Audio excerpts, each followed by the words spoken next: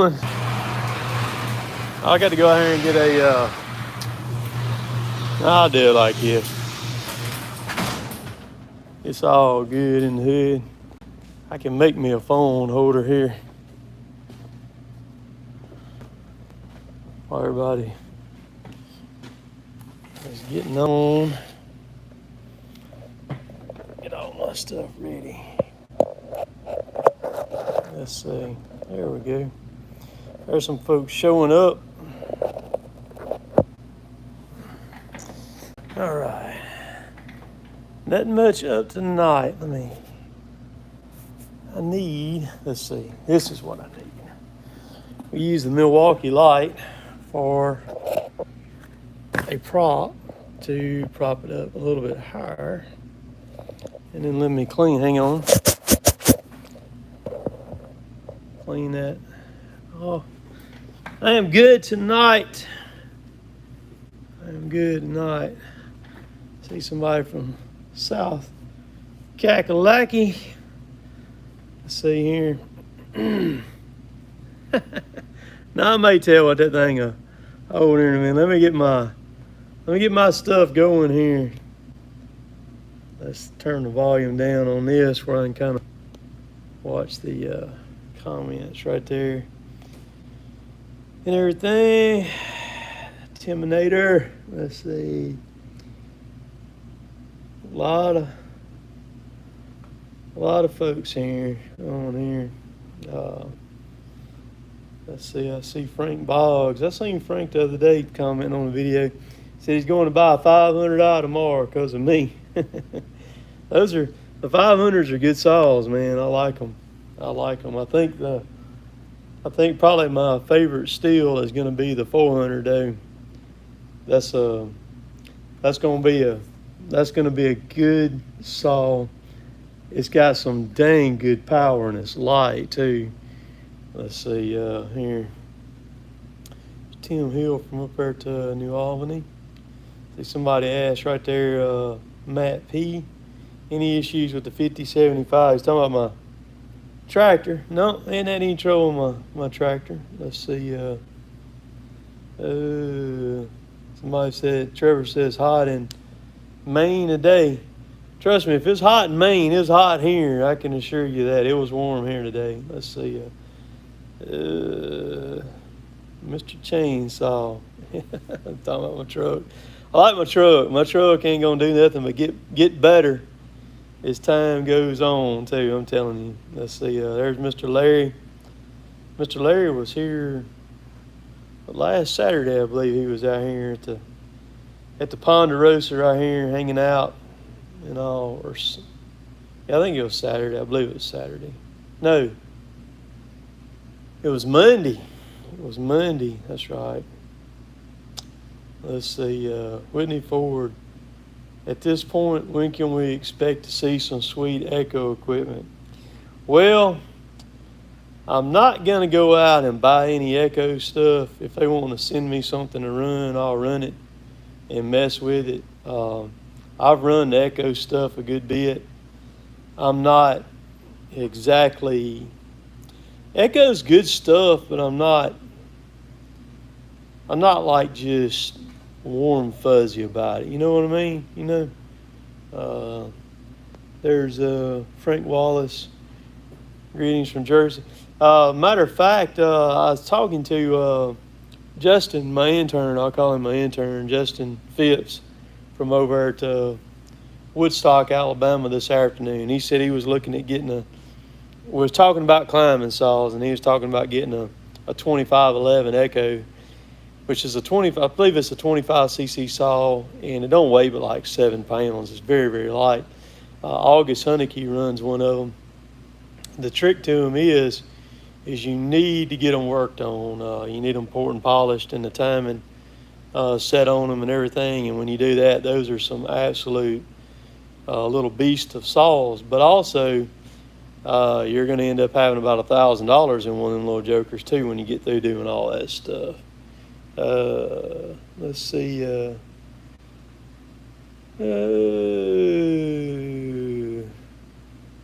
Let's see.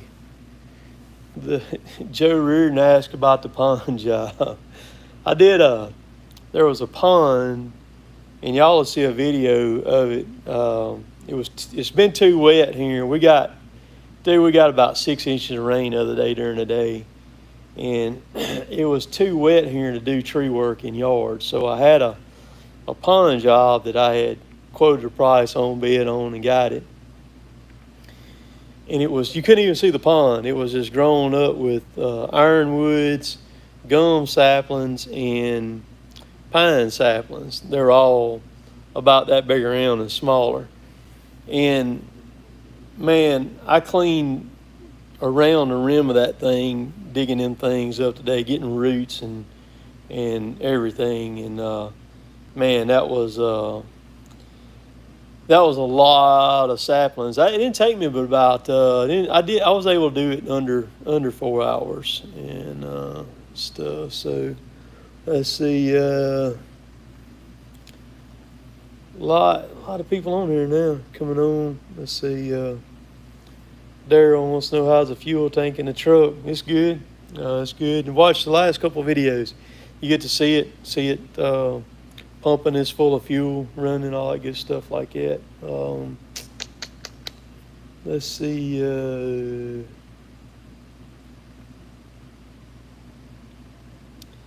So Royce, let me show y'all, those of y'all who hadn't seen today's video, I'm going to flip the camera right here. This vise is sitting right here. That's y'all see that vise right there? He wants to hear the story on it. I'll tell the story on it right there. That's a monster Wilton vise right there. And Daniel was going to come over here and we were going to mount it tonight. But Daniel texted me this afternoon at 3 o'clock. And Daniel says, hey, bud. He said, look, the kids are going to be gone tonight. And it's just going to leave me and the wife at home. And he said, you mind if I not come back over there till Monday? I was like, no, dude, that'll be fine. That vise is right at 24 inches long. And it's, gosh, dog. Let's see, I can't, what I measured. It's 12 inches tall. It's a huge vise. So, I told Daniel, I said, yeah, man, I said, that'll work. You can take off tonight. I asked him, I said, hey, dude, I said, I never have asked you. I said, are you married to a man or a woman? And that was the response I got back on that was pretty dang funny. I need to get Daniel in front of the camera. He's a hoot. And then I told him later on, we were janking back and forth on each other. I told him later on, I said, I'm going to FaceTime you later. He said, go for it, man. But let's see here. I'm fixing to get to the Vice story here. Let's see. Oh, southeast Missouri is where those trees. Well, that's a long way from those trees. So the Vice right there. All right. I've got a friend that I grew up with. Went all through school with him. He's one of my best friends, and his name is Chris. And if we were sitting here side by side, we just about pass as twins. We look a lot alike. We're into the same stuff. He's got a mini excavator. He does excavation work. He primarily does sewer work, septic work, and everything's what he primarily does. He's got a Ford F450 that he pulls what's the trailers that are built up there in North Carolina that are really popular? I can't think of the name of them right now. It kind of escapes me. He pulls one of those real heavy duty trailer. He's got a Yanmar, a 55. Yeah, Kaufman. That's it. He's got a Kaufman. Thank you, Brian. Kaufman. Fixed up. Like I said, he does a lot of septic work, water lines, stuff like that and all. And he's one of those dudes that if I were to strike out, say I was going to SLC Farms place tonight, and I was 10 miles from SLC Farms, and something happened, I swear I could get on the phone and I could call Chris. I'd say, Chris, I'm over here. I'm 10 miles from York, South Carolina, man. I'm broke down. I need you. That son of a gun, he'd say, give me a pen, I'll be there in about 6 hours. And that dude would jump up, and here he'd come. I mean, he'd be on his way. He's one of those kind of guys. Just a super guy. He knows stuff about me that nobody else knows and everything like that. And so anyhow, we have, Chris and I have another friend that we grew up together, and his name is Andy. And well, I know SLC Farms. If I was over there, I could call him. He'd come get me too. But so there we go. But anyhow, SLC Farms would show up with a camera going, "What's up, buddy? What's wrong with you? Did you run out of fuel? Or did you run out of fuel?" I'm gonna put it on YouTube, man. But anyhow, Andy is the other friend, and Andy's dad, his family had a manufacturing company here in Columbus, and it was a huge company. Well, Chris ended up with 3 of these vices right here. Andy and his dad got them to Chris. And so me and old Chris, we've been through a lot over the years. I mean, a lot. And I remember when we were seniors in high school, you know how you are. It was during the winter time, and I was trying to pass a test, and I had got caught cheating, of all things, on a test in American history or something like that. I had a cheat sheet slid up in the cuff of my sleeve. Well, I had been bragging about that. I'd been running my mouth about it, and word had gotten out about how I was doing to cheat. And so when we went to take the test, the teacher, her name was Miss McLeod, she come over there and sat behind me. And I'm going to get to the vice. All this ties back to the vice, so just hold tight. She kind of sat behind me, and I had that sheet, that little piece of paper in my sleeve. And I hadn't even pulled it out. I knew I was screwed, and I didn't even pull it out. And we started the test. It was a time test. And there was like a wall air conditioner unit, and she sat on that wall air conditioner unit. Test started, I knew I was screwed. Well, she wouldn't go anywhere. So she reached over me, and she reached into my sleeve and pulled that piece of paper out. I was busted, got a 0. Well, so I was in deep crap. Well, my mom worked at the school and everything, so I was in deep crap. So I was at home. That's on Friday night. I was at home. About 3 o'clock in the morning, the phone rings, and my mama comes in there and gets me up. This was before cell phones too, by the way. Mama comes in there and gets me up, and it's Chris on the phone. She said, "Tim, phone's for you." So I answered, and Chris says, "Man," he said, "I'm in trouble." He said, "Can you come get me?" And I said, "Yeah." I said, "Where you at?" Well, we got a highway up the road from the house.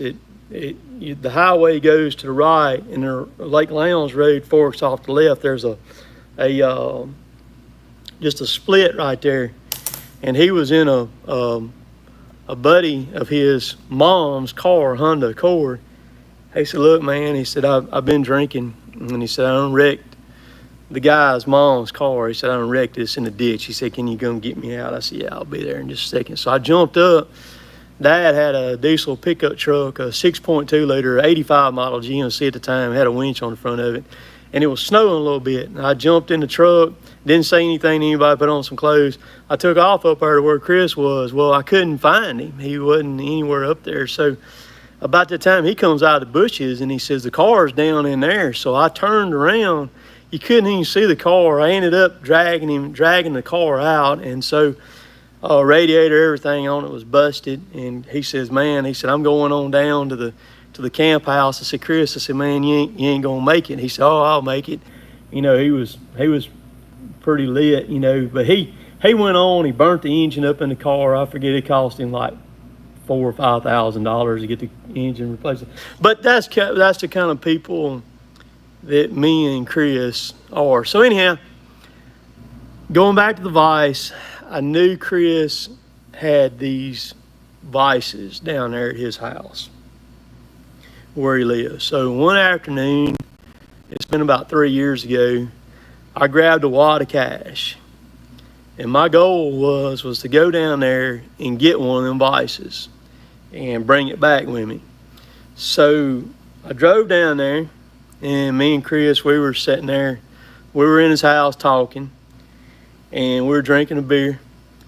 And I said, Chris, I said, why don't you sell me one of them big Wilton vices? I think I had $1,000 in my pocket, in cash, and I was gonna pay him. I mean, I wanted one. I wanted it. That vice right there is like $30-something $100. They're crazy high. So Chris, he looked at me, and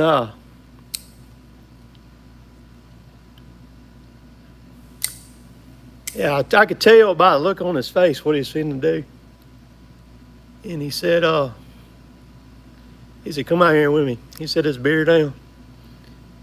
And we walked out there to the shop, and he said, "Tim," he said, "dude," he said, "I don't want your money." He said, "I want you to have that vice." He said, "Go over and get it." He said, "Back your truck up here and let's get it." He said, "Look," he said, Andy and his dad had given him the vice, and he said, he said he would love for you to have this vice. He said, "Andy made me promise that I wouldn't do anything with the vices." And he said, "But Andy would want you to have one too." And so we loaded that vice up in my truck. And I said, "Chris," I said, "I got the money." And he said, "Look," he said, "I ain't gonna take no money." And I said, "All right." So I brought it home. But that's what friends do, you know, stuff like that. So funny side note to that is see Andy all the time. So last summer I was working over by Andy's house and doing a tree job.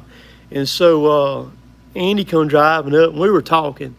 And I told him, I said, "Andy," I said, "Look, man," I said, I want to tell you something. And he said, "What's that, Tim?" I said, "Look," I said, "you know those vices that were your daddy's?" And I said, "Chris had 3 of them." I said, "I went down there to buy one of those vices from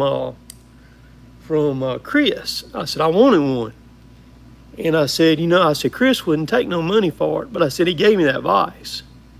And Andy looked at me and he said, "Tim," he said, "if there's anybody else in this world that I want to have one of those vices," he said, "it was you."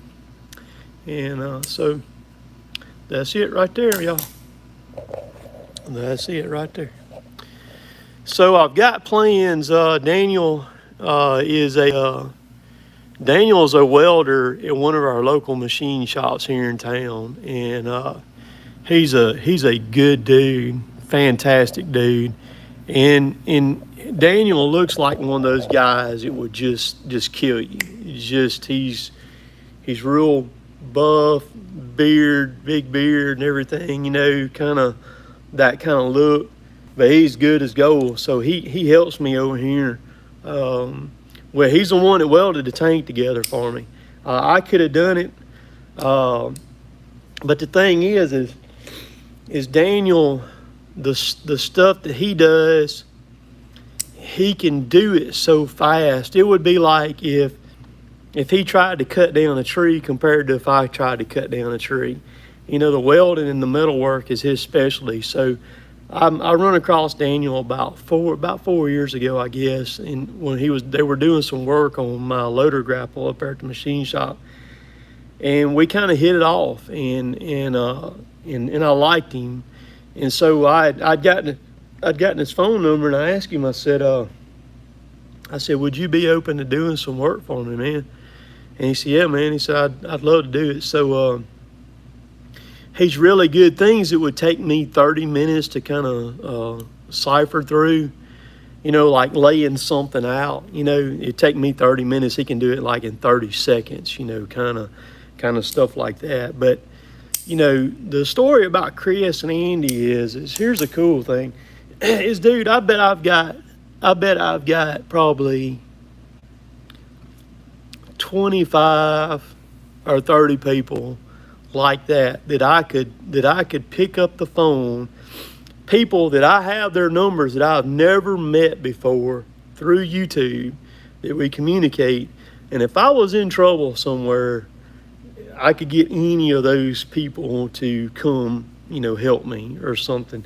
And dude, that's what life's all about, I mean, that's what freaking life's all about. We work to make money, and but it all boils. Somebody said a while ago, I seen it pop up there, you only get what you give. And that, I say that a lot, and I mean that's the truth. But I mean to get choked up on that, but it just, the stuff with Chris, like I said, we've been tight, and he would be cool to get in front of the camera too, just to talk, and just cool, just sit there and talk, and everything. But like I said, it good stuff, man, good stuff. Let's see, but oh yeah, there David Koontz said that you get what you give, and he's so right about that, and stuff. But so I was just looking around here. Somebody asked about the dump trailer. Okay. So the dump trailer, it was going to be built the end of May, and the axles came in out off the coast of California, and they wouldn't let them into port because of COVID. They were having problems with COVID out there still.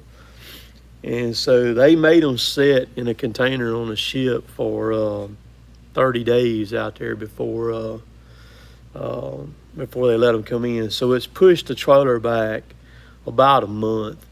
They've got the axles now, but I'm hoping maybe it'll get built a little bit quicker. So I'm looking toward the end of June for it to get built. And so maybe I'll have it there at the beginning of July, or maybe even the end of June. I don't know. I've got to walk out here, y'all, and get my glasses.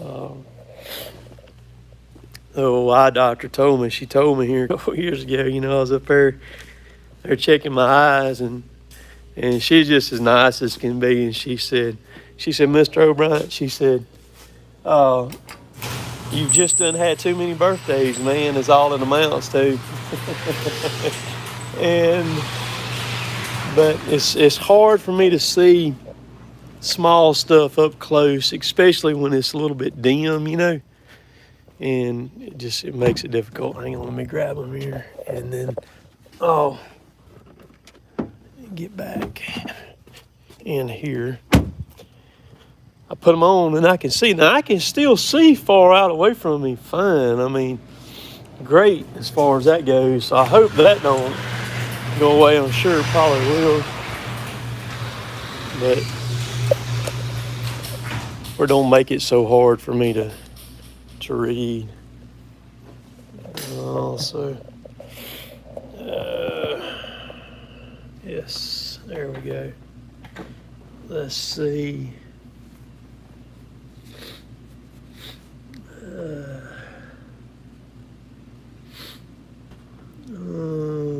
I'm just kind of looking around.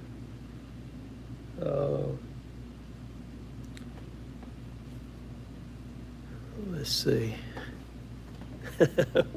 What Wayne said my eyes didn't get bad, my arms shrink. I can't hold the paper far enough away.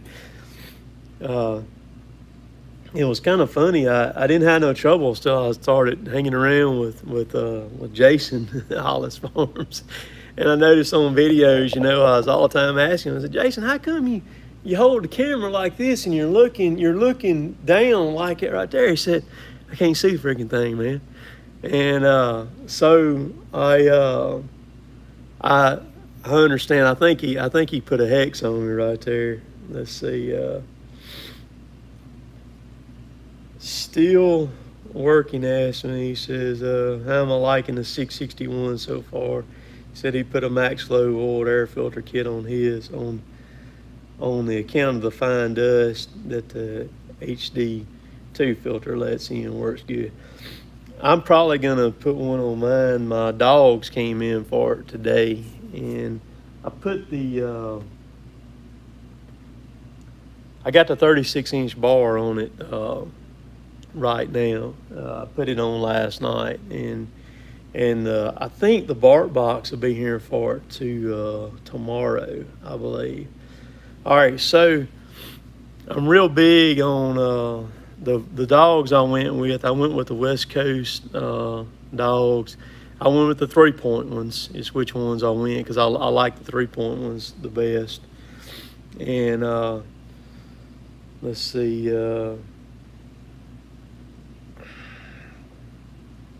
Reading here, right here. I was trying to see. But so interesting fact. We'll talk about chainsaws for a second here. I'm real big on weighing stuff, and I keep the scales. They're sitting right over here on my box over here, and that 661 over there, slap full of gas and oil, with a 36-inch now, 36-inch light bar on it, a steel ES light bar, not a Sugi, but a steel. 661 slap full of gas and oil, 36-inch bar on it, on the scales, weighs less than the brand new Husqvarna 592 with a 28-inch Sugi Horror bar on it. Let me repeat that again. The steel with a 36-inch bar weighs less than the Husqvarna 592 with a 28-inch bar on it, people. That 36-inch light bar don't weigh but like a little over 3 pounds. Is all that sun gun is light. The 400, I ran it yesterday, cutting firewood rounds off with it. That's a bad saw. That saw right there is if it's marketed right, that's going to be a really good saw, because it's basically, it's a 362 carbon copy. It's just got a little bit bigger cc displacement in it, 67 cc's compared to 59 cc's with a magnesium piston in it. The saw with the 400 with a 25-inch light bar on it, slap full of gas and oil, weighs 18 pounds on the money. Is what it weighs. I got the tickets out there in my truck. When I bought it, paid full price. All the steel stuff, I've had to pay full price for all of it. I'm not sure what the price was on it. I didn't even look at the ticket, because I bought it, bought a bar, bought some plugs, bought several things with it when I got it the other day. And it was, I forget what it was that I ended up paying for. I didn't even look at the ticket. I had been trying to get it, and when I found out they got it, I drove straight over to Tuscaloosa and picked it up and brought it back with me and everything. But like I said, it's identical to the 362. It's the same cover, everything on it. It just says 400 on it is all, and everything. So let's see here.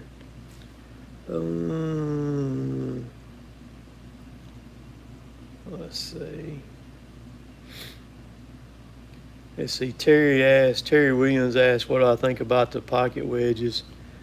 I think anything that's very inexpensive that you can have with you to get your butt out of a jam with is a good thing. Right there. There's Mr. Jerry Hicks. That's Big John's daddy over in Jackson, South Carolina. Let's see. But the wedges are very handy, whether you got a pocket one or you've got a full size one and everything and stuff.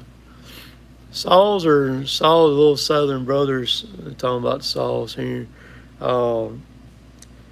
The saws are beginning to get a little bit more available. Daniel King says so is the 592. Yeah, that's it. Yep, that's it. It's 592 is what it is. And there's about, I don't know, there's probably 20 or 25 of them in the United, probably more than that now in the United States. No dealers have got them or anything. Mainly they're floating around. Certain people has got them and stuff like that and everything. And let's see here. Let me keep up with it. I did know the horsepower rating on it. Stihl and Husqvarna does their horsepower rating differently, and so it's hard to like compare them. The only way you can compare them is throw a bar and chain on them and run the heck out of them and see what they do like that right there. Because Stihl rates theirs in BHP, which is called brake horsepower. That's rated without a flywheel, and how they rate it without a flywheel is I have no idea, but somehow I know they do it. And Husqvarna is actually more of a true, normal type horsepower rating, but they're different. There's things I like about each brand, and there's things I hate about each brand. But the biggest thing about me is with the saws is the fact of the weight of them. I'm looking for the most power that I can possibly put my hands on in the lightest package that I can tote around with me every day and stuff. So, yeah, Justin, they're going to have one out. They were supposed to have it out sometime late this summer, but it's not going to happen this summer. They're going to be on over next year before they get the 592 out. It will be it'll be an auto-tune saw too and everything. It won't be fuel injected. I think the only fuel injected saw you'll see will be the 500. That'll be the only fuel injected one that you see. But and I've got full wrap handles coming for the 500 and the 661 both. I'm going to put a full wrap on both of those saws. And so I do that. Yeah, David Ketterman brings up a very valid point, man. I don't know why Stihl, they all tear down each other's saws, but I don't know why they don't do something about the air filtration on pre-cleaning the air before it ever gets to the air filter, but they don't. I mean, the biggest thing about a Stihl, you better make sure you keep the air filter clean on it. Let's see, somebody asked something here. Oh, Joseph asked me, do I feel better since stepping away from the logging a little? Dude, I can't explain that. And I'll be honest with y'all, I'd really like to just completely quit. I'm so sick of the logging and the stuff that goes on around it. It's not any fun, and it hadn't been any fun anymore for a long time. And I would a lot rather hang up in a tree at 75, 80 foot from a road straining my guts out up there trying to cut a limb off is I would be on the boom of the loader up there with freaking hydraulic oil everywhere, wrestling with a 1-inch number 16 ORS hose trying to get it started back on the fitting. I hadn't missed it at all. And I'm mulling over a lot of stuff right now, y'all. And I could, Jill told me months ago, she said, Tim, she said, you don't need it. She said, you don't need it. She said, why don't you just do what you want to do and be done with it? And she's right. She's right. See, one thing that y'all don't know, I'll give y'all a little behind the scenes tidbit here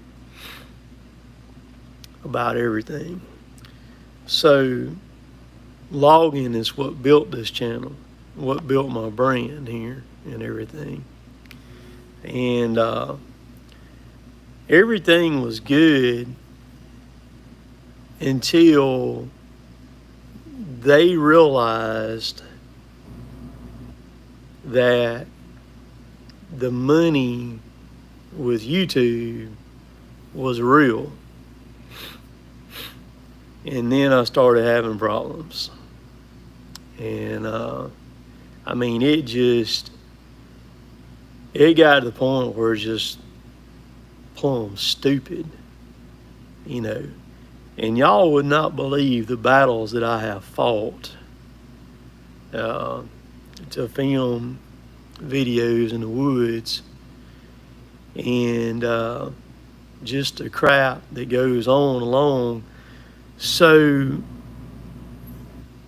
and that's the reason why in the comments, like, if somebody says something in the comments, and they're at me or something, I usually got both hammers back, and I pull both triggers at the same time.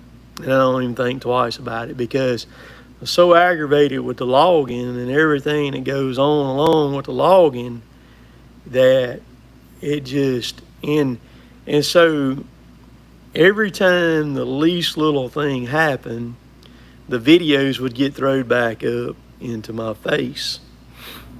And so what I'm doing now, I have always done tree work. I started doing tree work back in the 90s, takedown work. I just hadn't done it at the magnitude of what I'm doing it now. But I've always done it all along, and working in trees. And I didn't know the show enough at the level of the climbing of where I'm at right now on that. And no, I'll never be, a quote upper echelon climber. But by God, if I can bid on $5,000 and $6,000 jobs and get them and knock them out, I'm gonna do it. And that's what I'm doing. And it just, it gets me. Before I decided to walk away from the logging a little bit, let me tell y'all something. I had like 3 different times in the afternoons, after working all day in the woods now, 3 different times I almost busted $3,000 working on jobs. Just dang near did it 3 different times. And so the tree work and the stuff that I do with the excavator is good for me. It's good for me. And some people say, I've seen 2 or 3 comments, Billy right there just says, if you enjoy what you're doing, it's not work. It's like this afternoon, man. I did that pond job. I didn't get over there till after lunch today to do it, because I got kind of messed up in town this morning waiting on at the machine shop, the guy to get there to get the shelves kind of finished up and all of that like that. And so I was late leaving there, and I got here and I had to take the grapple off the Mini, load the finished bucket up on the trailer in case I needed it, and then load the Jawbone up because I knew that's what I was primarily going to be running was a Jawbone. And I rolled in over there, and I got there. It was probably about 12:30 or so when I unloaded the Mini, and I can't even my left shoulder right now. I got the COVID vaccination. I got my second shot Tuesday. I can't even hardly use my left shoulder right now. So I struggled through this afternoon on the Mini. And I got that shot Tuesday, and my shoulder feels like it could I couldn't run a saw today if I had to, and everything. But so like I was coming back from over there from work and doing that pond job, and it was about 6. Hunter texts, and I looked at the thing, and I didn't even care. I didn't even care. It was Friday night at 6 o'clock. I didn't give a rat's behind that I was rolling in at 6 o'clock on a Friday evening. I didn't care, man. It didn't bother me a bit. I drove right by the shop up there, by the headquarters up there and everything, and stuff. So, and I don't know what Dad's gonna do. Dad will be 75 tomorrow. Tomorrow's his birthday, and I'll go see him and everything. But there's so much more to life, and I think a lot of people they feel like they're caught in the gears and everything. And I love my dad, but and I like to work, but I like to enjoy things too. Here's one thing about the tree jobs that I love, man, is talking to the people, the property owners. I absolutely freaking love that, man. 90% of getting a tree job or bidding on a job or getting a job from a property owner is communicating with them, man. Communicating with them. And I love that. And I've actually have reconnected with some people that I grew up with their kids and stuff that we went to school together. Matter of fact, I'm going to work a driveway in the morning for a lady that me and her daughter, we went to kindergarten all the way through high school together, graduated together. So she wanted me I did some tree work for her the other day. Her tree was that big giant pine that I was way up high in, taking the limbs out of. That was her place. And I got another video from there too. She asked me, she said, "Can you fix my driveway too?" I said, "Yeah." I said, "I'm fixing your driveway." So I texted her this afternoon. I said, "Y'all gonna be around tomorrow?" I said, if y'all are, I'm gonna come fix your driveway for you." She said, "Yeah, we're gonna be here. We'll be here all day." She said, "You just be here at 8:30 in the morning, and she said, I'll have your breakfast fixed." So I was like, I'll be there in the morning. So the trailer's loaded up, everything's ready to go, and I'll head on to her house, eat breakfast with them. I don't care if it takes me 5 or 6 hours to do the dang job. If I can sit there and visit with them and talk to them and eat breakfast with them, that's made my day right there. You know what I mean?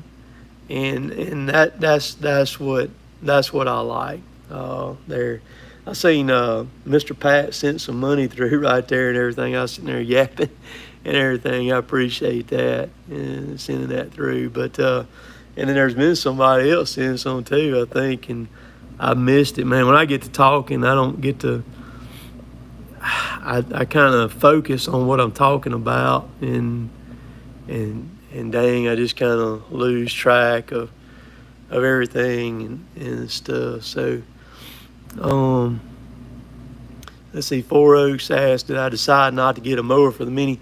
No, I'd like to have one, but I mean, I need to buy stuff that's going to benefit me with the, on the tree working side rather than tying up, $10,000 on one of them. And the other thing to that too is I want a little bit bigger Mini, and I'll probably get one in the next couple of years, and do something different as far as a Mini goes. I want to be in a 15,000 pound class machine is what I want to be in. And so in doing that, I'm going to do some different things. I'm going to put a pin grabber on it and all that stuff like that.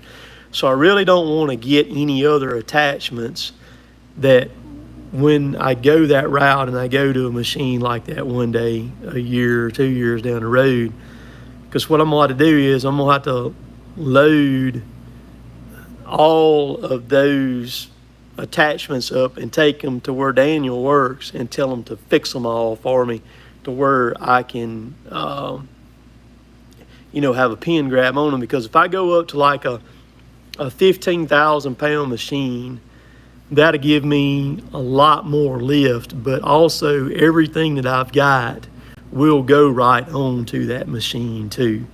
And I would like to have one, and so I'm not sure what I would get. I like the 370 Takeuchi. I really like that machine. It's got a Kubota engine in it and everything. And but of course we don't have a dealer. My nearest dealer is about 90 miles away from right here where I'm at too. But and stuff. So I'll cross that bridge when I get to it. It's on down the road.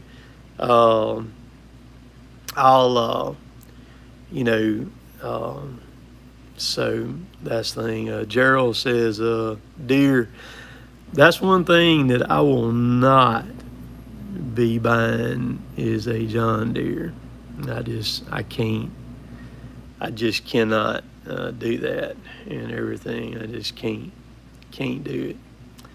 I know a lot of the behind the scenes on those, and then the dealer here, it ain't happening, man. It's not happening. I would, if that was,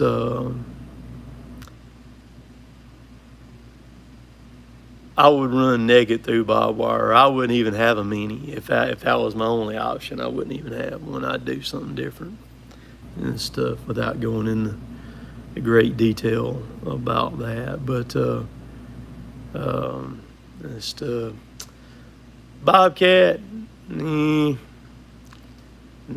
I would go for the picks on the Mini would be the Takeuchi Caterpillar Volvo, and dang, there's one other one there that I like, but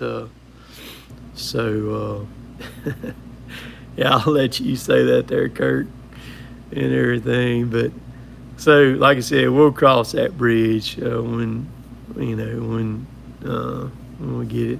Well, we've got a Case Ag dealer here, but we don't have a Case construction dealer here, and what have you.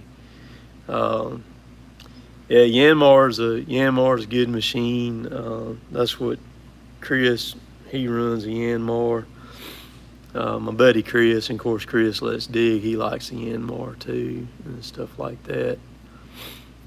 So Dirty South Logging right there, he just brought up an interesting question right there. And this is one that I'll address right here. He says, any thoughts on a bucket truck? So while I'm talking about this, there's 249 people on here watching right now currently. There's only 106 thumbs up. Y'all whack that thumbs up and everything. Hit it. But anyhow, bucket truck. Okay, so bucket truck. My thoughts on a bucket truck.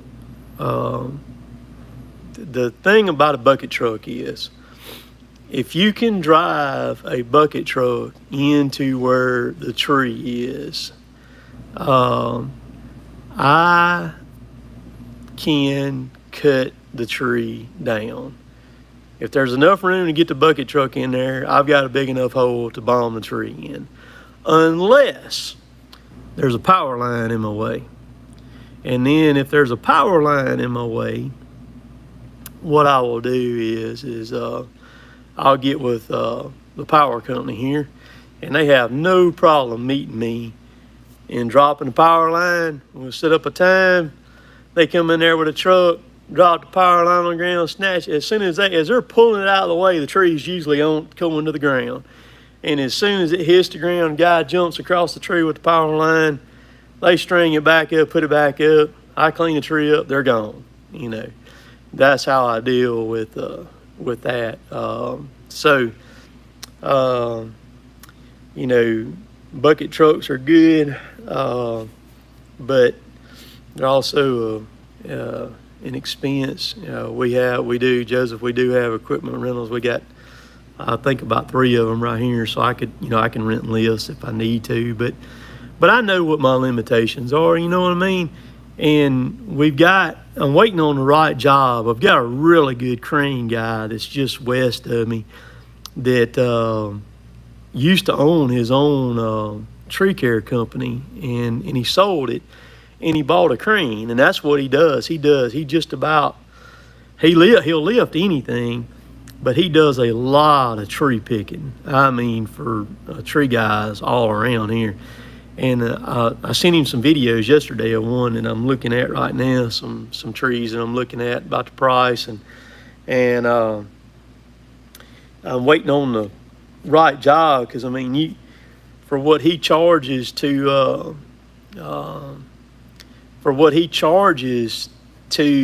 run his crane is just cool as heck, man.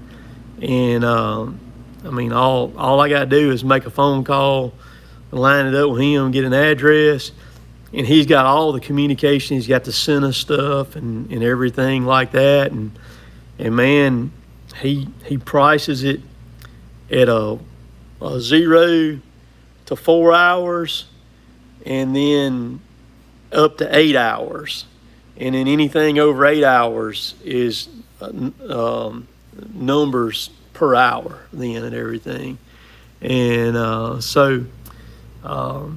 how he works that. He's very affordable and everything. So he's good on that. Let's see. But I sent a text there on my iPad and everything. Let's see. Somebody asked if I talked to the guys with the black excavators. No, I hadn't. I hadn't talked. Well, I talked to him here. It's been about 2 or 3 weeks ago, about a month ago, and everything. So Jennifer Murtha Stevens, I was over in your neck of the woods last week. I was over at Wadley taking trees down over at Wadley over there, Jennifer, right there. If y'all still live over there, and stuff. So let's see. How often do I get to West Point? I go over every now and then. You know, I go over there occasionally and stuff. So get over there. Well, hey, I actually bid on a job over in Georgia and got it. Now I got to get over there and do it and everything. I actually talked to Justin today about it, and I talked to a couple of people today about it. And all. So, man, there's no telling where you all to see me and my 5500 rolling through at, you know, with my Kubota on it. And let's see, Nicholas asked, how much was a mini like I got there? I think mine's about 60 something thousand. Let's see, Josh, be over there, kind of in and around the Villarica area over there. It's kind of where I'll be over there in that area and stuff. So, nah, John said going to. Oh, Jennifer, I noticed that the other day when I was going up through there. I seen a lot of tornado damage up there as I was going through there, like up to Wadley. Because once I left Wadley, or I went through the heart of Wadley, and I went straight across and crossed the Georgia line, and I ended up over there in Noonan, running through there, those back roads over there and everything. So, the lady that owns a pond there's my old buddy, Chris, Tactical Goober. If, Chris, you at work tonight, or you sitting at home playing with yourself? What are you doing, man? If y'all were in Wadley, I was right there by it. Let's see, mine's holding up well. Somebody asked, Chris is at work tonight. I was going to get Chris to come over here. He'll be a hoot to be on here. Jeremy asked about the powder coat on my bed. Mine's holding up fine. I was all up under it yesterday and everything. Let's see, Sean said, get old Jay to set in on live and BS with me. Man, he's one of them. Shut me down on the videos, dude. He was great. And all of a sudden, man, he actually refused to come and work on any of our machines because of the videos. So, I don't know, man. Sometimes I just, the YouTube stuff, I just want to scream sometimes with people and all, and stuff, and what have you. Yeah, y'all give me a call there, Jennifer, and everything. Let's see, somebody asked me about the bridge that is in Columbus that got hit by the barge, that it moved the pier. They ain't done a thing to that thing yet. It's still sitting there with the pier knocked over a little bit up under it right there. Let's see, Michael asked, do I have a favorite adult beverage? Well, I kind of like all beer, and I like trying different beer. And those who are kind of in the know or whatever, I like the IPA stuff. I really like the real hoppy flavor where it's got that citrus in it and everything. But also you got to be really careful because some of those IPAs, they've got up around like 9% alcohol in them. I don't like them like that because, I mean, if you drink two of them that's got 9%, them are pretty strong things right there and stuff. Let's see.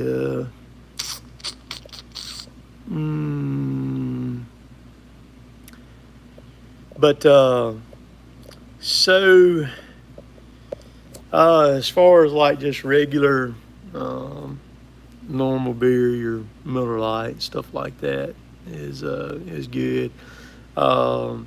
Something that I enjoy, and I don't have it very often, is I like really good bourbon and everything. Your higher end stuff, Basil Hayden, Bullet, stuff like that. So I'll give y'all a little trivia knowledge here and everything. They're talking about bourbon. So you got bourbon and you got whiskey. They're basically the same thing, but do you know why one is called a bourbon and the other one's called a whiskey? So you got Jack Daniels. Jack Daniels is a whiskey, like Four Roses or Jim Beam or those are bourbons. The reason why there's a bourbon in a whiskey, and the reason why the only way it can be labeled as a bourbon is because for it to be labeled as a bourbon, it has to be distilled within the confines of the state of Kentucky. My dogs are good, David. They're good. So that's the reason why you got Bourbon Row up there in Kentucky. All those distilleries are kind of right in a row right there, and it's kind of the same area. That's why. That is why. But and I don't like it mixed with anything. I like it straight with room temperature, not cold, no ice, nothing. Just like that, and I enjoy that. Like I said, I don't get to have it very often, but I enjoy a good bourbon. I got several friends on here that are aware of that, and we communicate back and forth and share things back and forth and stuff. So that's right, Woodford Neat. That's it right there. But enjoy that and stuff. But so it's kind of funny. Let's see. Grant, I've actually met Grant. Greetings from South Georgia. He says, you would like some of the beer my brother brews over here. He said some of it will knock your socks off. I only drink it when I don't plan on going anywhere. And stuff. Yeah, Four Oaks said he'd like to see me and Logger Wade do a tree job together. I love Wade to death. I've been around him, personally, a couple of different times, and he's a good guy. He's one of what I would call a larger than life kind of guy, and he's a good dude and everything. But it would be fun to do some sawing with Wade and Stevie too. That'd be a lot of fun to do. My goal is I catch a lot of flack from some of the followers out on the West Coast out there. So one of my goals is to get out west out there and make it out there and do a bunch of videos out there. I would love to go out there and spend a week out there hooking up with several followers out there and cut with them. Just learn some stuff from them, talk to them, get them in front of the camera. I would also love to, while I'm out there, I'd like to go out in the Oregon area, either Northern California, Oregon area right there. That's kind of my target areas.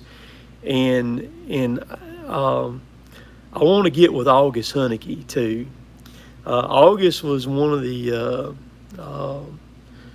first, he was in my first 5 channels that I really frequently watched and everything.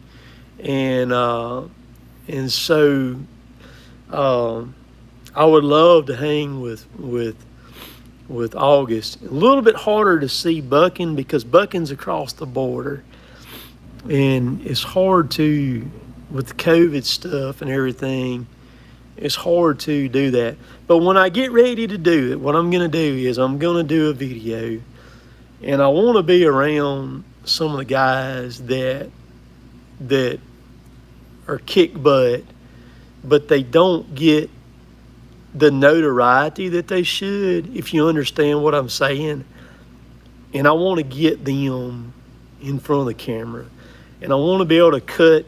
I want to be able to cut with their saws. I want to run their saws, because what I'm gonna do is all I'm gonna do is take my PPE stuff with me on the plane, my helmet and all that stuff like that, and my pants and stuff, my saw pants and all. And I just want to go out there and hang with them for about a week. And like I said, I think I've commented on some of August stuff, but I've never talked to him. But I know he would welcome me to come out there and hang out with his guys. August, Reg Coates, and of course Reg is up across the border up there too, in BC. Phenomenal arborist. Reg he's awesome. I love his stuff. I love watching him. He's so dry. He's dry as a powder keg, but he's so dry that he's hilarious on some of the stuff that he says, in all.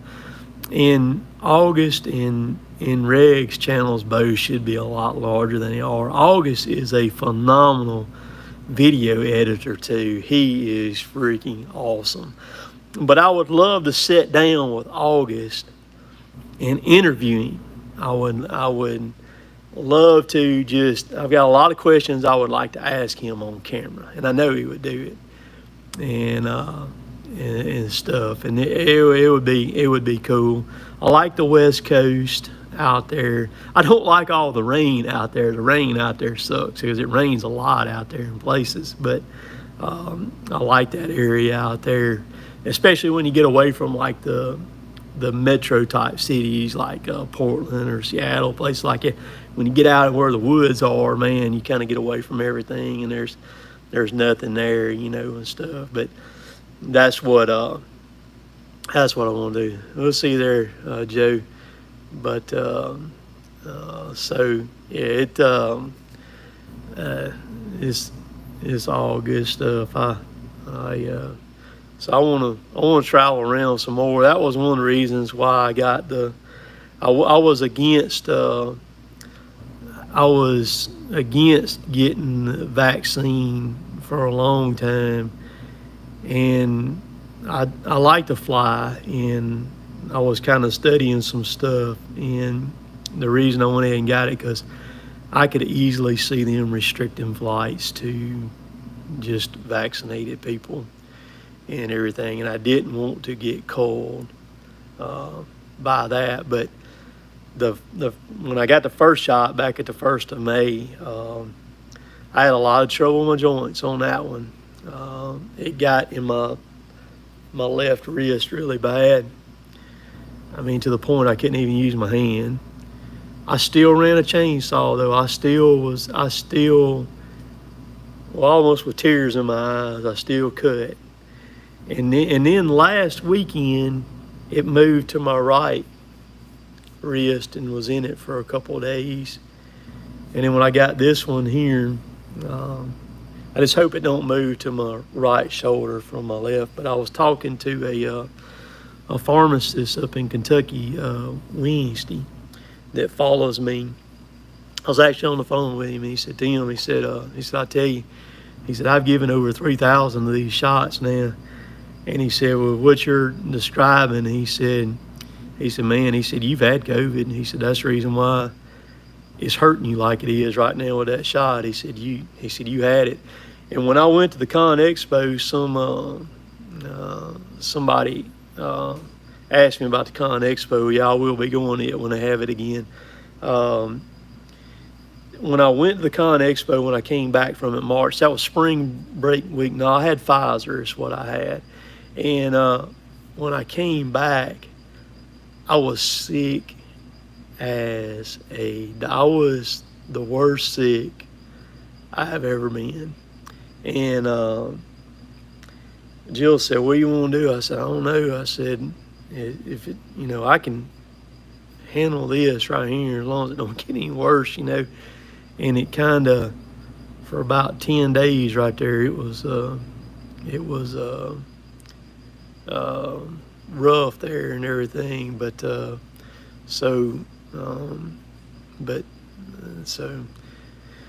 anyhow, but I'm paying for that second shot right now. I ran that many. Matter of fact, on a Kubota excavator where you got the safety lever that you flip down and run it, I can't even push the stupid thing down with this hand over here right now. I reached over my left hand and swatted it down to be able to run and work and everything. So so Jennifer, she's already texted me right here and everything about working over there. She already there. They live over there around Wadley, over yonder is where they live and stuff. But it's kind of funny, you get on these live feeds right here, and man, one thing leads to another. You look up there and you done been on it over an hour, you know, and I understand there's a lot of people who love the live feed stuff. I enjoy it. It's a lot of fun, and everything is good. And you know, the running the chainsaws is an out for me. It's a great out for me, running them, and then the YouTube is a good out for me. Let's see here. So tomorrow's video we'll talk about how much fuel my fuel tank actually held. I'll disclose the let's see. Lake Pines asked how far from my home on my tree work have I been so far? All right, 428 miles. That's how far I've been. Well, I actually took some trees down over in North Carolina, which is going to be around 700 miles actually. Stuff. So, man, it's so it, you know, I go anywhere, man. It doesn't matter to me. I enjoy getting out and about. Like I said, you never know where you might see me rolling down the road at or something and stuff. But let's see, what time is it? 9:22. Let's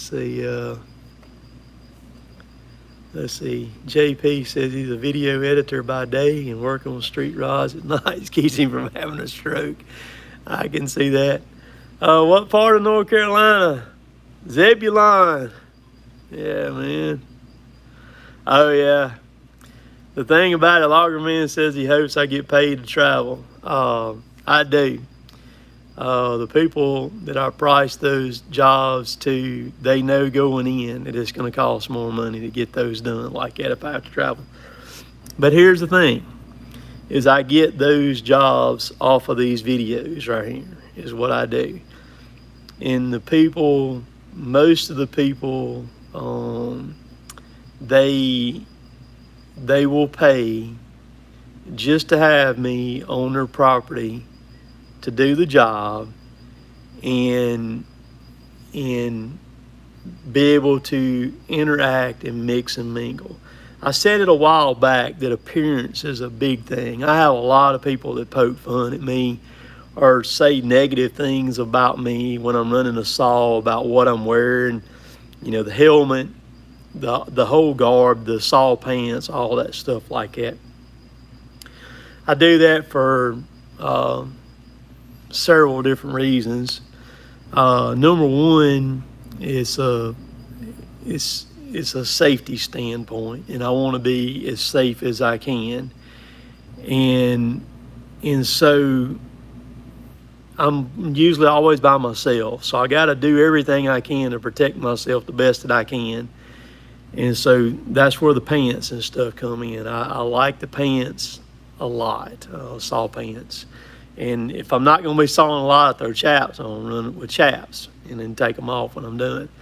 And then, and so I like wearing long sleeve shirts to protect my arms and everything for like rubbing limbs and stuff. I can be more aggressive with the chainsaw in the tops of the trees when they're on the ground. When they're on the ground or I'm up in the tree with long sleeves on, I don't have to worry about it tearing my arms up when I wear the long sleeves. So I like wearing the long sleeves. The helmets, the Protos helmet with the full face screen on it is thebomb.com. you're not going to find a better helmet than the Protos. It's very expensive with the Sena on it. You're going to spend $500 for one of those things. So I wear all that for safety. Somebody just pointed out poison oak. Poison ivy, I have to be really careful around poison ivy. But I can tell, I keep rubbing alcohol with me.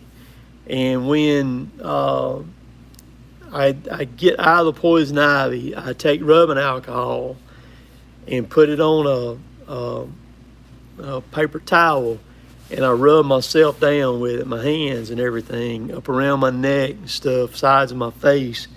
And as long as you cut that film off with that alcohol, you won't get no poison ivy. You ain't got to worry about it. And so that's that. The other thing was when I signed on with Husqvarna several years ago, that was one of the things that you had to sign off on, that you would wear all your PPE stuff, period, in the story. And so I did that. The other thing is a lot of times the people that poke fun at it is because they're jealous of how it looks, because when you're suited up, it actually looks cool. Your appearance is better. And so when you roll up and you jump out and you've got everything on, if you're on somebody's property working, in the back of their mind, they're worried about if you're going to get hurt or not. Well, when you show up, everything on, it kind of puts them a little bit at ease. It makes you look more professional, and stuff. My favorite saw pants are the Solidur. Solidur. I think that's how you pronounce it. Solidur or Solidur. And the ones that I wear that I prefer are called they're comfy pants is what they are. And they're not cheap either. They're $250 or maybe up around $300 for a pair of them. I like them. I have two pair of the Husky technical pants, and then I have the Husky technical chaps.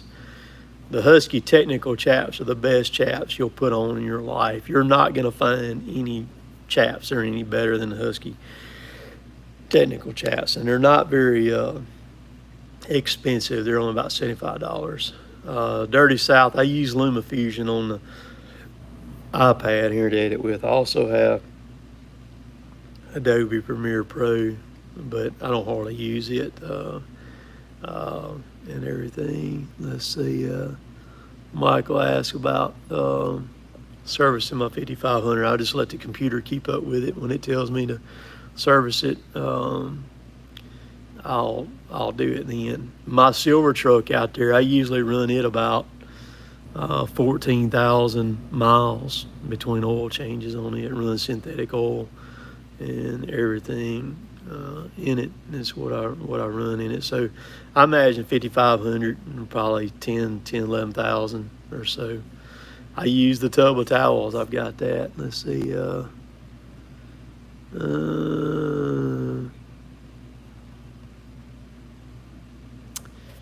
Yeah, you got to have earmuffs when you're running a saw.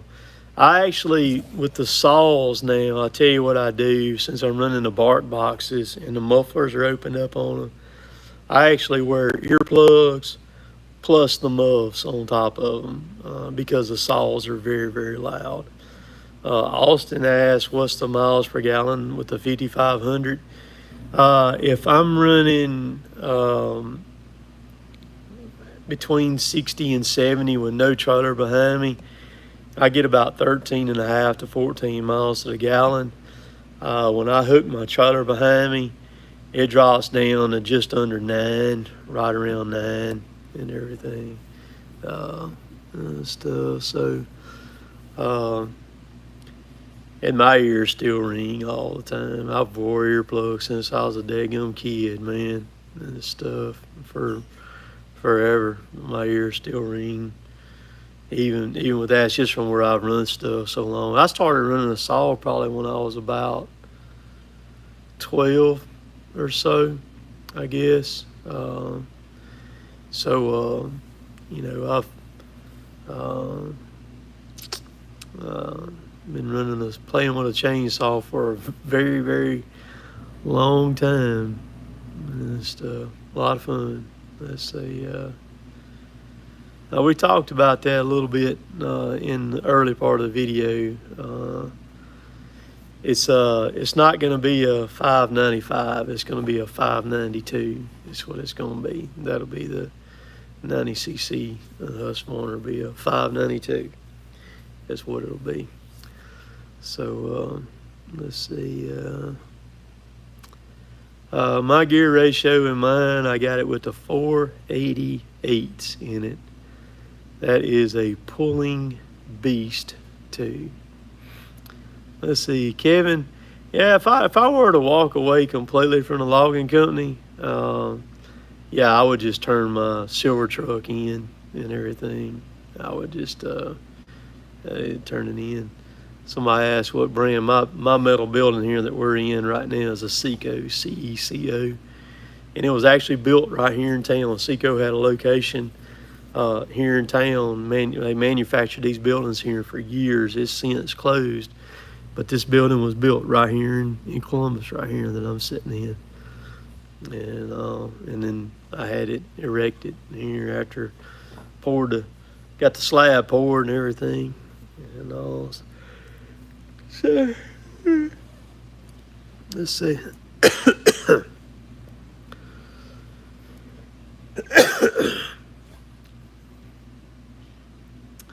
Let's see. Loggerman Harris says they should give you that truck as long as you've committed your time and wear on your body. You know what? Dad wouldn't even give me the 03 that had 400-something thousand miles on it, man. He wouldn't even give me that truck when I got the silver one. And I was going to buy it. And the gold truck, I was going to buy it. And we had agreed on the price. And I got mad and wouldn't buy it. And everything. Like I said, I love my dad, but my dad's a different person. He's a different dude, man. Different dude and stuff. So, well, I think I'm almost 9:30 here. I think I'm gonna shut this thing down for a night. I've been on here for 82 minutes and everything. My Mini has 400-something hours on it. That's what it's got on it now. It's 420, I think, is what it's got on it. But anywho, so I'm